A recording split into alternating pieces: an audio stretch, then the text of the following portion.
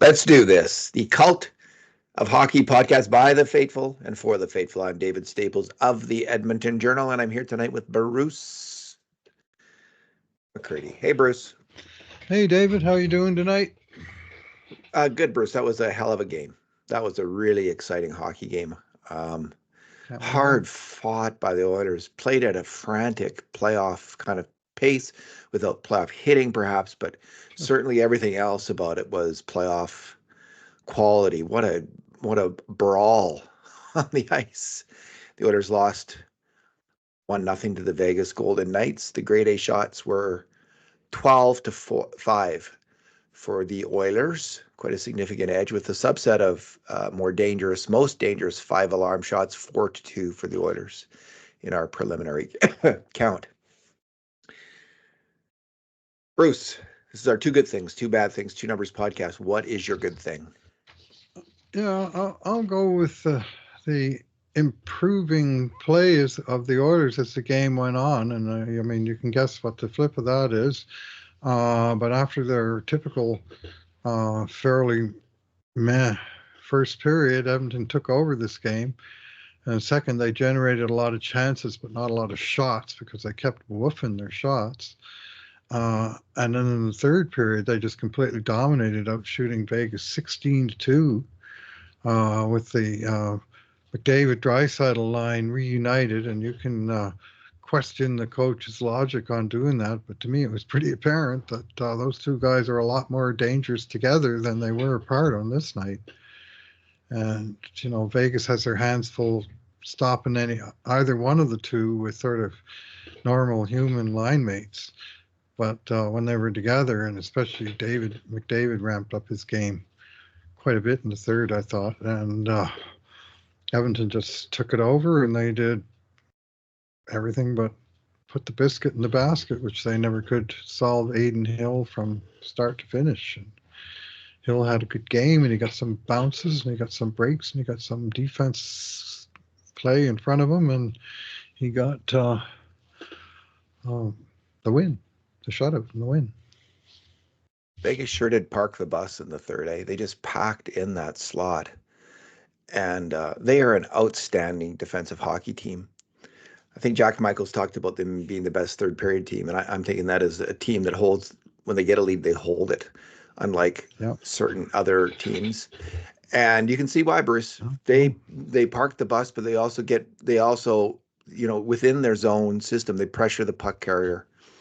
And then they get back in position. They're just a fantastically disciplined, outstanding defensive hockey team. And that's how they win games. They got some real talent, of course, as well. But it's their defensive discipline that gives them an edge against the Oilers. Something of an edge. Although, like, the grade A shots were significant. This game probably should have been about 3-1 in terms of expected goals, something like that. And yet it was 1-0. Bruce, my good thing is second period play by Matthias Ekholm. The Oilers were down 1-0. And, 2 goals against Vegas. If they'd scored another goal, that would have been a rough hole to dig out of a really good defensive team. It's tough enough just to get one, evidently. But I think it's about halfway through the second. There's a very dangerous moment for Vegas. Wide open, like a kind of a odd man rush, Vegas outnumbering Edmonton. They're coming in and they take a wicked shot from the slot area. And Ekholm blocks it. Just a really courageous block. And it's a key one because the shot might have gone in. It was a highly dangerous 5-alarm shot. And he got down and he blocked that at some personal sacrifice. That's got to hurt out on that like play. Crazy. Yeah, what a block.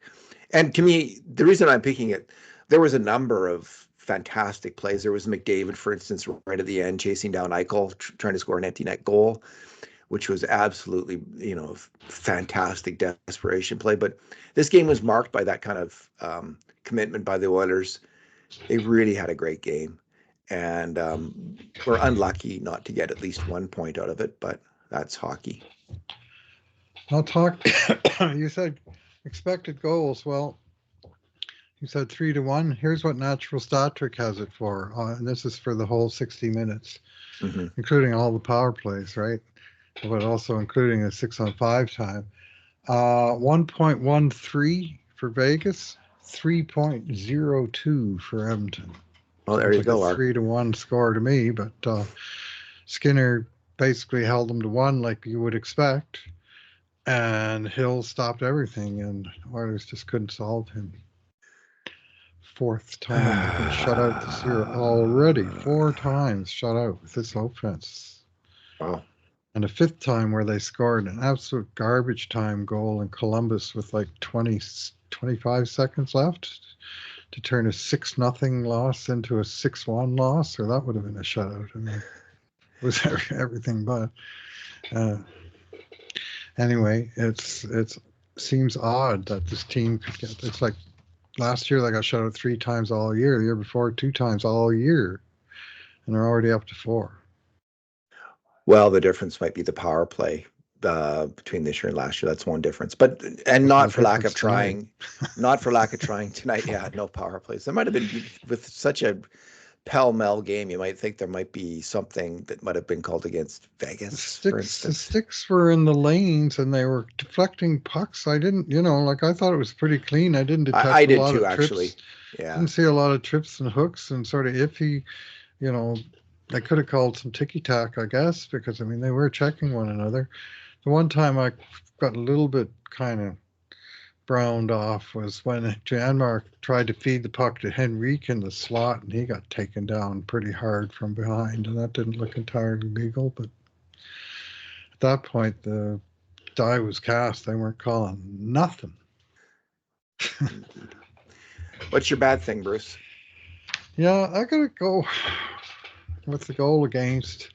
And I think the bad thing is the bounce says, and that Vegas got a really hugely beneficial bounce on this goal, the kind that Edmonton never got. Yeah. For all the times they had the puck around the net. Not once did the puck just bounce to a guy who could jam it right into the net. And maybe one of those ones they flubbed it did, and the guy flubbed it, so there's that. But Ivan Barbashev, Oiler killer, he didn't flub his chance, and it was kind of a careless play to begin with. Like it was 10 minutes into the first period that they scored, and I was already saying goals are going to be at a premium tonight. You're not going to get, you know, not going to get a lot of goals, and can't be afford to be giving anything away because they just weren't getting anything through. And then at the high point, Ekholm tried to pass to Draisaitl, and he tried to redirect it back to Bouchard, and he just didn't really get enough on it, and he redirected it to a place where Bouchard couldn't really get to it, and Barbashev could, and he jumped on it, and it was a 2-on-1 for Vegas for like 140 feet. And he took it down, Barbashev did.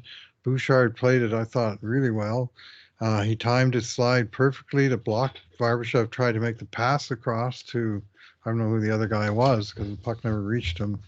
Can't remember. Anyway, it bounced off of Bouchard right back to Barbashev, and he fired a shot. And Skinner was playing the pass, because the puck was in fact passed, and Barbashev shot before it could reset on the short side, and he beat him right low along the ice.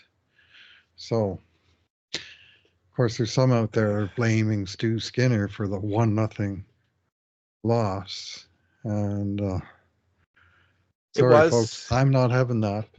It Don't be was blaming passed. the goalie tonight.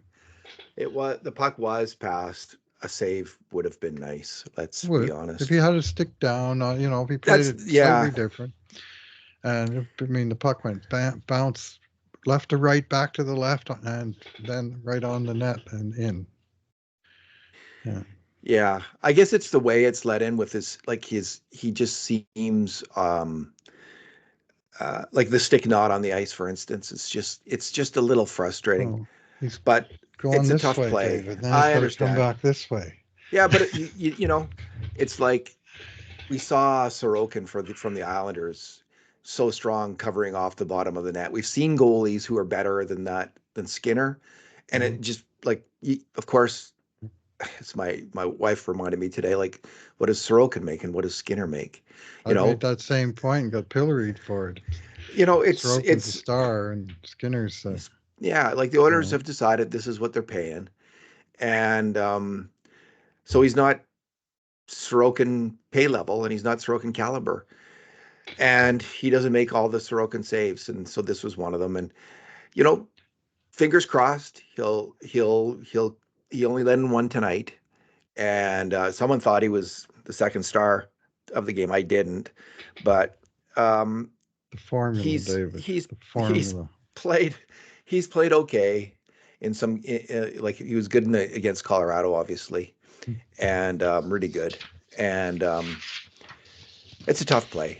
Fortunately, he got it saved all the others, so let's give him credit for He that. And made a there were some fantastic tough ones in save there. to bail out Drake Kajula's giveaway in the second period. Guy Yeah, came in off the point, and that was a dazzling stop. Anyway, Draisaitl the other day, he kind of cleared his throat a little bit, and I think he was aiming a little bit at reporters, but I also think he was aiming a little bit at fans, and saying, when you're shitting all over the goalie all the time, you're not helping. You just aren't helping. Like, you root for the team, and yet you dump on the goalie, and I don't get it. I don't get it. I root for the team. Uh, I get yeah, that they're not all perfect, and I have to write about it. And so I'll say when I think they're not perfect. And obviously, he wasn't perfect. He let one in. He let one in, and they lost. this brings me back to the first law Maybe of the media. $10 million guys at the other end need to put one in. You know. Yeah, this brings me back to the first law of media training for the Well, Edmonton Oilers is avoid all social media posting, commenting, radio commenting, posting at all costs. Pay I mean, zero Leon was attention pretty direct about it. and tell um, all friends and family members never mention what you've read or seen. Just it's not important. It really isn't important. It's completely unimportant. It's what fans do. It's what we do. We criticize players. All kinds of fans criticize players. It's what fans do, and that's why the NHL players get paid so much is because of our high interest in the game. And so this goes with it. But the players have got to be told in the strictest of terms, tune it out. Never ever look, never ever listen. And you won't be any worse for it. You'll be better for it, a lot better. So that's what I would say about that, Bruce. It's people are going to complain, but it's really up to them as professional athletes to tune it out. Yeah, yeah, And well, that's that's their true. that's part of their job. That's part of what they Yeah. got to do, and that's part of what the team has got to teach them to do. And if they're not teaching them that, the team's failing them as well. They Hmm. need proper instruction. And like don't have a social media account. Don't have a Twitter account. Don't be there, and you won't notice. So anyway, that's what I have to say. Bruce, my bad thing is Troy Stetcher getting hurt. And we don't know. I guess Knobloch addressed it after the game. I haven't seen what he said.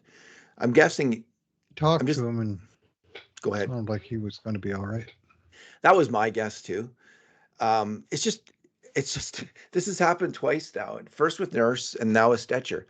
Two defensemen who are playing their very, very best hockey, and they take knocks to their head, which is always a scary proposition.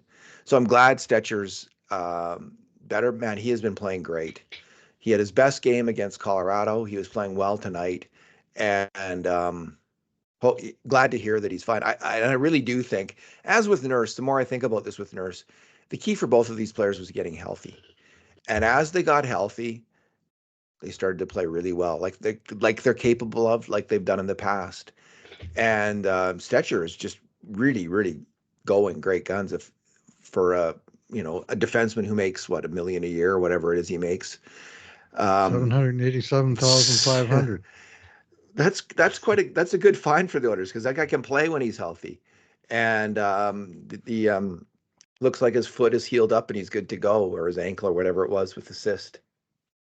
So I'm glad that if he's not badly hurt, but still my bad thing. Tough to lose him in this game. They could have used him. Yeah, it really sort of amps up the ice time on the other guys. And I mean, they probably would have done that anyway in the third, but you had Bouchard 26 and a half minutes, Ekholm 25 and a half minutes, Yeah. and now they're flying home playing Thursday. But such is life in the NHL. You want to use your best against the top opponents in the tight games, and this was all of that.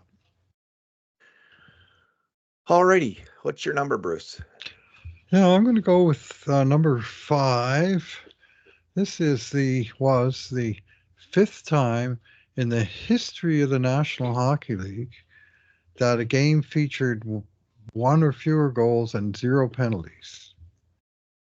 Here's the complete list.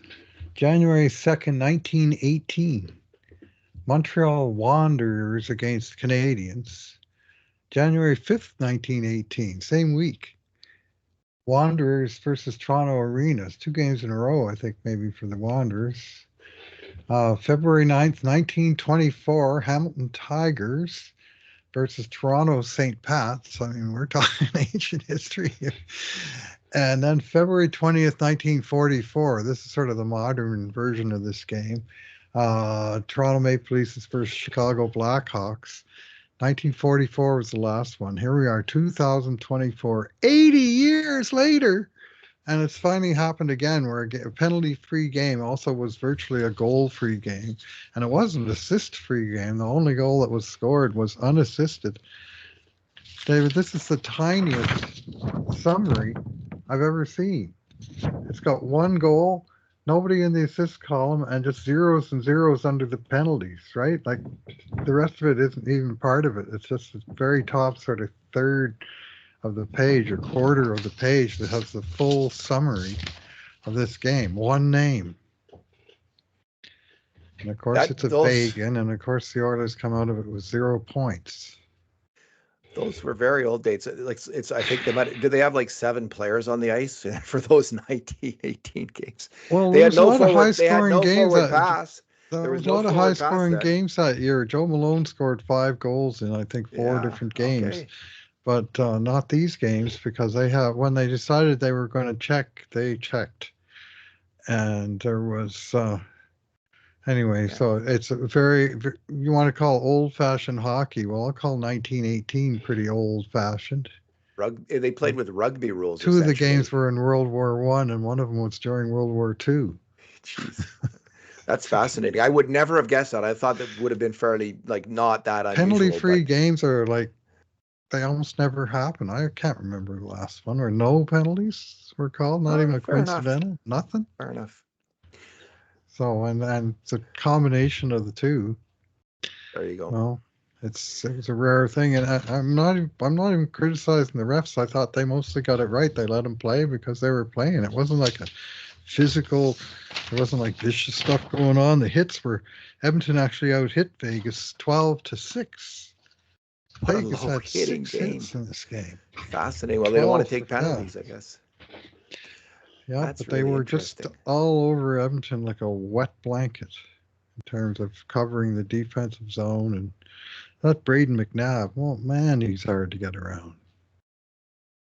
Yeah, they lost Alec Martinez, and now they got Braden McNabb back and shutting things down. Bruce, my number is related to the wet blanket analogy that you just made. It's the number of flubs. I didn't know this. In the play-by-play for the NHL, they now count flubs. I was looking at it. Flubs. What a great word. And it's flub shots.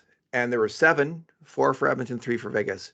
But the ones for Edmonton, 2 of them in particular, were really substantial moments, significant moments in the game. They were both in the second period, one by Connor Brown, where he flubbed the shot at the side of the net, and one by Corey Perry, where he flubbed the shot pass across the crease for McDavid.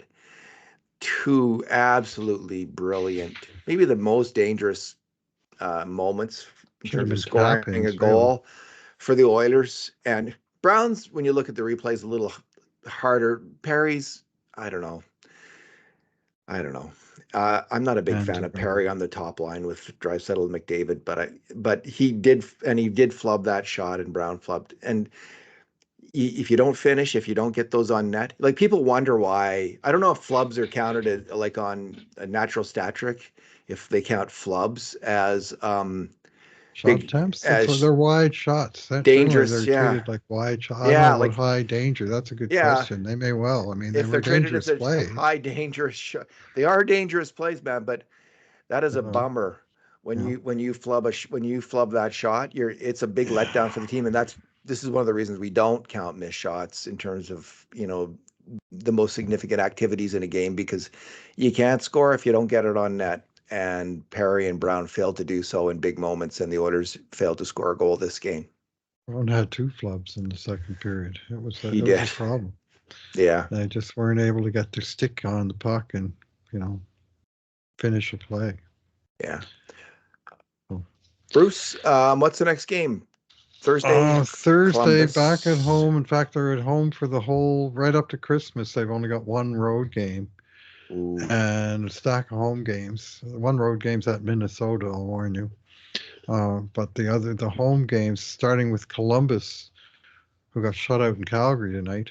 So it's a funny thing, with hockey. Like Edmonton beat Utah on Friday night, and on Saturday Utah went into Vegas, clobbered Vegas 6-0.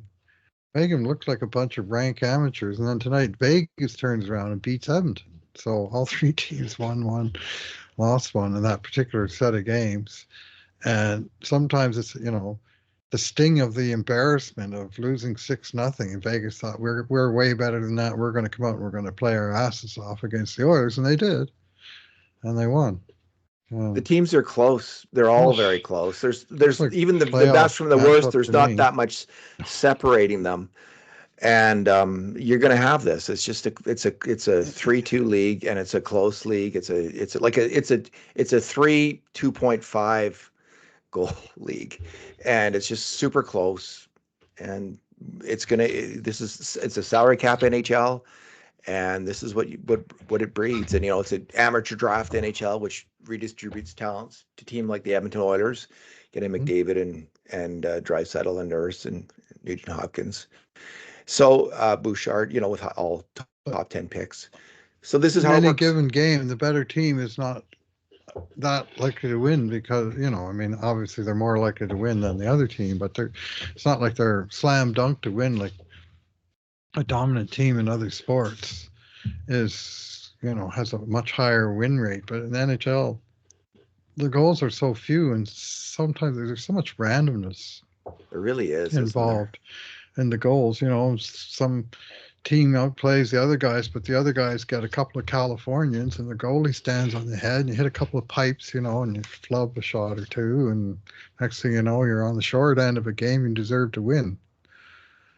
And And Vegas got the bounce tonight, and the Oilers didn't. Like the puck landed right for Barbashev. It didn't land right for Corey Perry or Connor Brown on those two uh, plays, and that's the difference. So that's hockey, and which is why I there like is. I like looking at the process of the game and being positive about a game like tonight, where the Oilers had 12 great shots, Vegas had 5. The Oilers were clearly the better team.